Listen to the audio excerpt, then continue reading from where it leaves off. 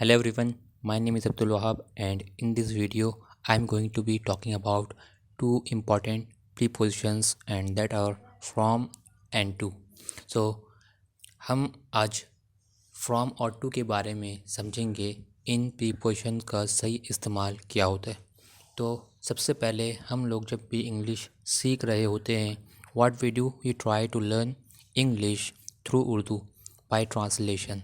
असल में होता क्या है, जब हम ट्रांसलेशन के ज़रिए इंग्लिश सीखते हैं तो हमें किसी भी वर्ड का एग्जैक्ट तरीके से इस्तेमाल करना नहीं आता है।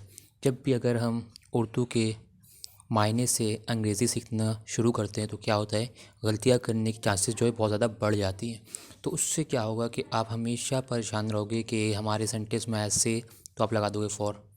आप टू कहाँ लगाओगे, आपको पता ही नहीं होगा, टू की कोई मीनिंग ही नहीं होती है। तो इसी तरह मैं इस वीडियो के through I want to tell you that you need to learn prepositions through English meaning. अगर आपको इंग्लिश मीनिंग पता है टू के या फिर फ्रॉम के किसी भी वर्ड के, तो आप एग्जैक्टली उस वर्ड को इंग्लिश में अच्छी तरीके से यूज़ कर पाओगे और बोल पाओगे। तो आज हम लोग सीखेंगे फ्रॉम और टू के बारे में। तो फ्रॉम क्या होता है, ये बताता है इनिशियल पोजीशन को, और टू जो बताता है फाइनल डेस्टिनेशन को। क्या मतलब है अभी हम लोग समझेंगे। ये बताता है इनिशियल डेस्टिनेशन को या फिर ओरिजिन को या फिर सोर्स को। ओरिजिन उसको बोलते हैं जहाँ से कोई चीज़ आ रही होती है, जहाँ से कोई चीज़ आ रही होती है। और सोर्स भी उसी कैटेगरी का एक वर्ड है, यानी कि कोई ऐसी चीज़, एक ऐसा ज़राए है जहाँ से कोई चीज़ निकल रही, प्रोड्यूस हो रही है। और टू बताता है फाइनल डेस्टिनेशन को, यानी कि हमारी जो आखिर मंजिल है उसको, फाइनल पोजीशन को, हमारी जो फाइनल लोकेशन क्या है, हम कहाँ पर खड़े हुए हैं at the end of a journey, उसको बताता है टू। और रिसीवर को, कि किसी ने कोई चीज़ पा लिया है, हासिल कर लेना, वो कहलाता है टू। अब देखिए समझते हैं कि होता क्या है। जैसे कि कोई एक पर्सन है, कोई भी एक पर्सन है, आपको मैं समझा देता हूँ इस ब्लैक मार्कर से। कोई भी एक पर्सन है, ये इस वक्त खड़ा हुआ है, इसकी पोजीशन कहाँ पर है समझ लिए, लाहौर में। लाहौर में ये कहाँ खड़ा हुआ है, लाहौर में। और ये है कराची, ये है कराची। अब क्या होता है कि ये लाहौर से चाहता है यहाँ आना, यहाँ आएगा ये। इसने क्या इरादा किया है कि इसे जाना है कराची। अभी ये कहाँ है, लाहौर में। तो जो लाहौर में है ना अभी इस वक्त, ये इसकी क्या होगी, सोर्स के लिए या फिर ओरिजिन के लिए। ओरिजिन मतलब जहाँ से कोई चीज़ तख्लीक हो रही, निकल रही है, आ रही है, ओरिजन। इसको क्या बोलेंगे, ओरिजिन। अब ये जाना कहाँ जा रहा है, इसकी जो जर्नी होगी वो कहाँ ख़त्म हो जाएगी, कराची में आकर के ख़त्म हो जाएगी। तो ये हो जाएगा इसका डेस्टिनेशन, आखिर मंजिल, फाइनल डेस्टिनेशन। क्या हो जाएगा, इसके फाइनल डेस्टिनेशन यानी कि आखिर मंजिल। तो ये क्या है, डेस्टिनेशन, डेस्टी डेस्टिनेशन। तो क्या होता है इंग्लिश में कि फ्रॉम का इस्तेमाल हम लोग करते हैं ओरिजिन बताने के लिए, इनिशियल पोजीशन बताने के लिए, इनिशियल डेस्टिनेशन बताने के लिए। और टू का इस्तेमाल हम लोग करते हैं फाइनल पोजीशन बताने के लिए या फिर रिसीवर को बताने के लिए। इस सेंटेंस की मदद से समझते हैं, यानी कि I am coming from Lahore to Karachi.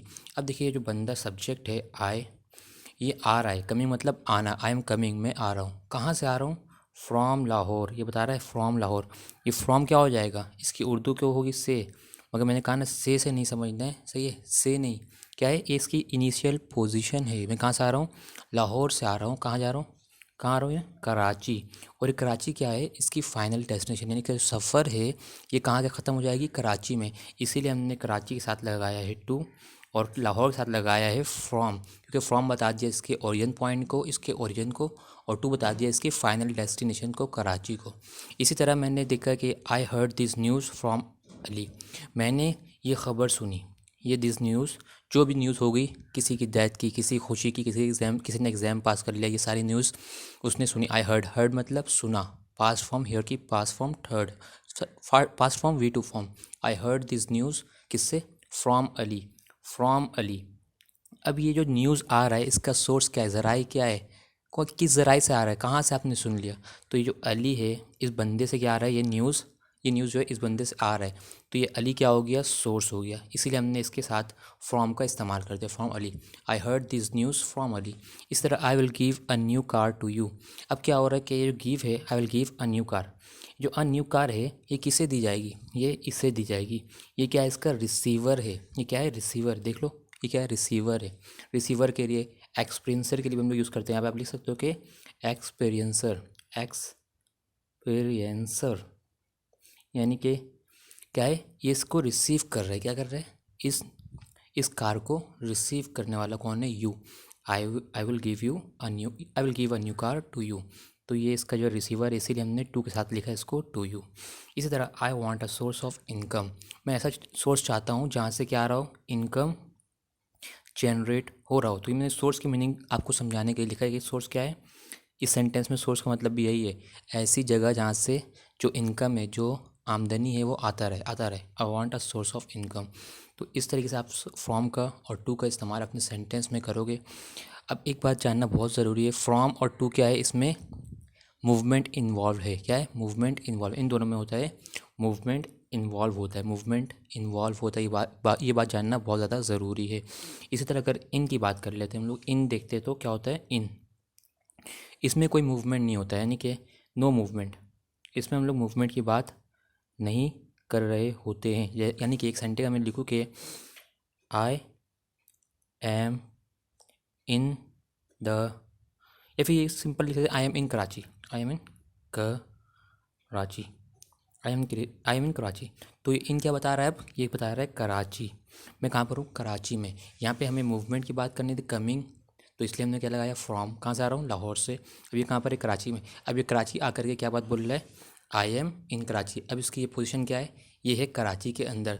तो यहाँ पे नो मूवमेंट है, यहाँ पे कोई मूवमेंट नहीं। यहाँ पे क्या हुआ, मूवमेंट हो रहा था। ये कहाँ से आ रहा है, लाहौर से, कहाँ आया, कराची में। इसमें हम लोग मूवमेंट की बात भी कर रहे हैं और पोजीशन की बात कर रहे हैं, इनिशियल और फाइनल। यहाँ पे नो मूवमेंट। तो इस तरीके से आप इस दोनों प्रीपोजिशन को अपने सेंटेंस में यूज़ कर सकते हो आसानी के साथ। और इसको हम लोग मेटाफोरिकल सेंस में भी यूज़ करते हैं, यानी कि कोई भी पोजीशन ना हो उसमें भी। तो इसके जो हमने स्पेस से रिलेटेड जो भी इसके कॉन्सेप्ट है वो आज हमने सीखा है। इससे रिलेटेड जो टाइम के कॉन्सेप्ट है उसको हम लोग नेक्स्ट लेक्चर में सीखेंगे। तो तब तक के लिए टेक केयर, गुड बाय।